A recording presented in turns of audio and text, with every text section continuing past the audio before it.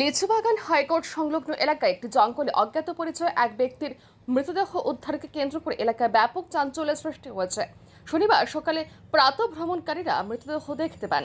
সঙ্গে সঙ্গে খবর দেওয়া হয় এনসিসি থানায়। খবর পেয়ে এনসিসি থানার পুলিশ দ্রুত ঘটনাস্থলে পৌঁছে মৃতদেহটি উদ্ধার করে। মৃত ব্যক্তির পরিচয় জানা যায়নি বলে জানান পুলিশ আধিকারিক। এদিন মৃতদেহ উদ্ধারের পর এলাকায় ভিড় জমে যায়। তবে পুলিশের পক্ষ থেকে জানানো হয়েছে, ময়নাতদন্ত রিপোর্ট না আসা পর্যন্ত মৃত্যুর সঠিক কারণ এবং মৃত ব্যক্তির পরিচয় নিশ্চিতভাবে বলা সম্ভব নয়। ঘটনাস্থলে এনসিসি থানার পুলিশ পরিস্থিতি খতিয়ে দেখেন। মৃতদেহ ময়নাতদন্তের জন্য হাসপাতালে মর্গে পাঠানো হয়েছে। স্থানীয়দের মধ্যে প্রশ্ন উঠছে, এটি স্বাভাবিক মৃত্যু নাকি খুন, তা নিয়ে প্রশ্ন দেখা দিয়েছে। ঘটনা তদন্তে নেমেছে পুলিশ।